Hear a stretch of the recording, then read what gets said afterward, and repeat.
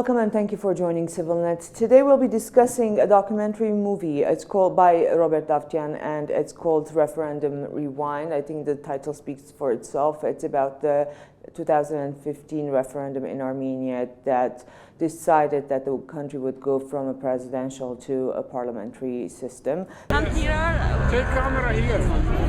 they are cops in civil. They are civilians. Well, which one? Hey, David. Hey. This one, and This guy. Hi, how are you? Why are you here today? and this one. He calls and says, who speaks the English? Hey, why are you here today? Sir, why are you here today? Hello? Why are you here? Why are you here today? I don't understand you. Fuck you. What do you say? That's no way to build a new country. We have to be for the people. Thank you for joining us today, Robert. And I wanted to ask you my first question is that how did you decide to cover this story, do a movie about the referendum in Armenia? I've had an interest in activism in Armenia and justice in Armenia for 5 years, and did a couple of other movies about that. But this one, I just felt, you know, I understood why the president, quote unquote, wanted to do this referendum to retain power. And there's a whole story about how he can do that. But I really wanted to do that movie. But I was lucky that a small organization in New Jersey called Justice Armenia did sponsor this film and helped me get over there and do it. In the movie, at one point, one of the Transparency International lawyers says it was a matter of life and death for the government, and namely for Ser Sargsyan, to win this referendum. Otherwise, there would be a lot of prosecutions and a lot of investigations into many crimes. I mean, they would be stripped of their immunity. Is this something that you felt? That it was a matter of life and death when you were going into the polling stations and covering the referendum? Sure. I feel it was a case of life and death for both sides, because, you know, life in Armenia is very difficult, and I just hear from my friends about how bad it is. Of course, there are many wonderful things, and I enjoy Armenia, but the corruption in the government, the systemic corruption, is causing great difficulties, and people are reaching their tipping point. So this was another disappointment when this voting election fraud just went totally against what they voted, to say no to the regime and no to a new constitution. They don't need a new constitution, they need freedom and really justice. See what happened with the second president. He still has the money. He doesn't have the power. There is someone, and this someone is Ser Sargsyan, who has guaranteed his security and his impunity. But there is no another person. They haven't managed to prepare another person who will guarantee the impunity of Ser Sargsyan. So there is this problem of successor.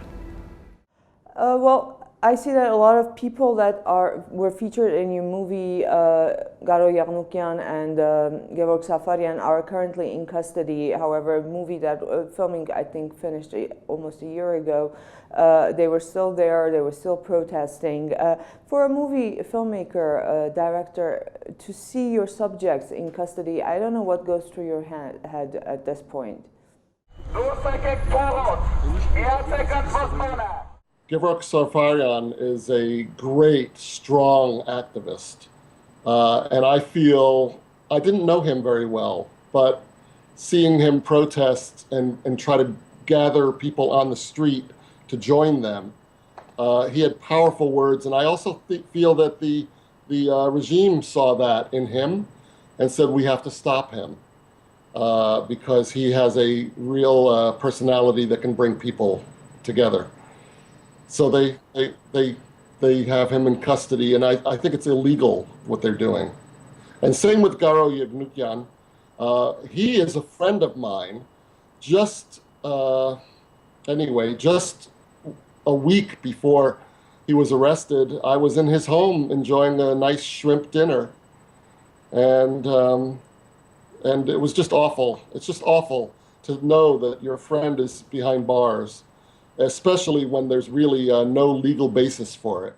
Speaking of these tipping points, you've covered a lot of tipping points from the Mashtots park protests to the rise of activism in Armenia. I think you have a couple of shorts on that, and also the referendum, the presidential elections. These are all tipping points. At every point we thought that this is the point where things would change. So I wanted to ask you, do you ever get the sense that the compiling of this tipping point is actually making a sense? It's election day, and this is kind of central control of observers. Tell us what, it's only noon. There are violations all over the country. Multiple voting via ID cards, ballot box stuffing, obstacles to the work of observers by not allowing them to observe the voter lists. Many of my films are shown in Armenia. I've had screenings, but also in the diaspora. And I feel the most important audience is the diaspora, because the whole reason I started making these films was because I didn't know, being just really an American without speaking Armenian, without knowing much about the reality in Armenia. When I started learning about it, doing these films, I realized that, hey, nobody else is talking about this here.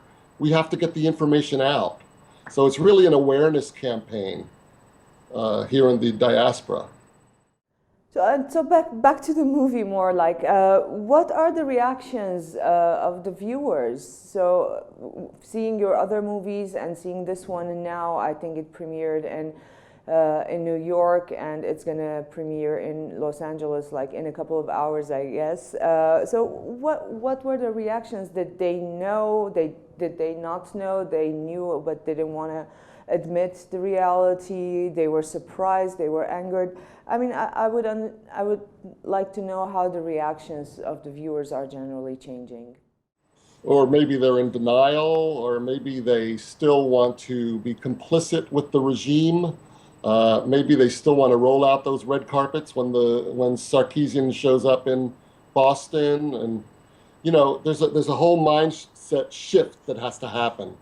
So these films, I think, help show the reality and shift those minds, and that's what happened. We had the screening in New York of Referendum, Rewind, and it was so interesting. I actually look at the audience when the film is on, and to see the eyes are on the screen the whole time, but this like unbelievable feeling of like, wait, what is happening? But really this interest was capturing them. So I think that it's achieving its goal of slowly changing minds about what the reality is in Armenia. So can we generally say that people are more accepting and understanding of realities in Armenia now than they were before? Yeah, it's not a huge change, but it's a slow, kind of a slope. But I see that it's really starting to take shape.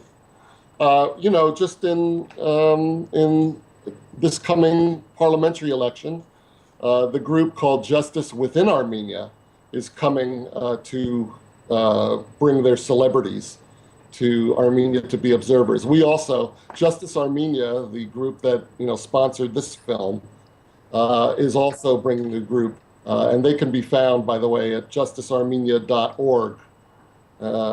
If anyone wants to be an observer, I totally recommend it.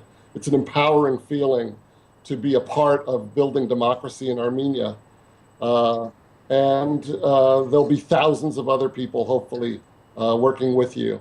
Observations really do make a difference. There is a quantitative difference in the outcome in places where we had observers versus in places where we didn't. Yeah. So observers, I think, play a deterrent role and a preventative role. Robert, report, you speak with so many observers, and some of them I know, and they're like veteran observers. They've been doing this for a couple of times now. And what's the sense you get? Is there a hopelessness? Do you think that they will want to go back and do it again? Well, I don't think so. I don't think there's hopelessness among them, because you know, I know some that have been observers in the past, and they continue. And in the film, they even say that there's a noticeable difference in the accounting of the votes when there's an observer there. When there's no observers, it's like Wild West time. You know, 100% will get a vote for the regime. So you get a little more realistic when you have observers. So we need more. Now, there's the side that says maybe there will be a reverse effect. Maybe with all the observers and the sophisticated election fraud that the regime can do, the observers might say, well, we certified it, we saw it, nothing went wrong. And so therefore it will justify the results that may be completely fraudulent. So, you know, I don't know. I don't really feel that will happen, because the observers are going to be trained, and I know that there's great NGOs and groups behind them that are researching, you know, what needs to be done to get the best results.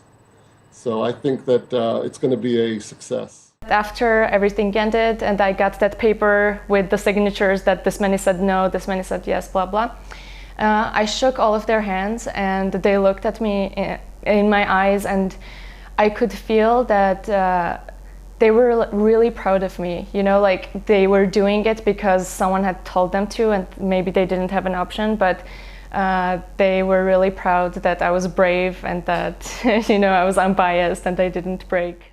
And one more question. So since this is kind of becoming a narrative for you, it's basically a lot of the time the same story told from at different points in time. So are you planning to come back and cover the elections this year? Rubina, I will be back. I already have my ticket.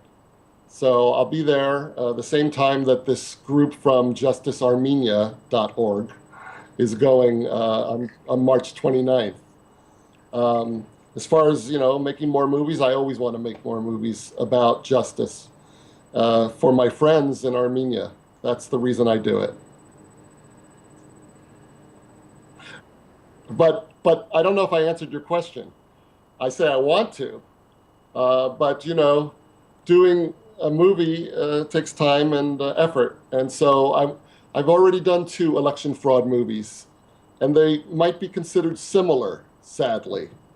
So this one, though, can be different with more observers. So I'm going to make a film. I'm going to do something. All right, thank you very much, and good luck with the screenings. We hope to see you in Armenia soon, and to the viewers, thank you for joining us.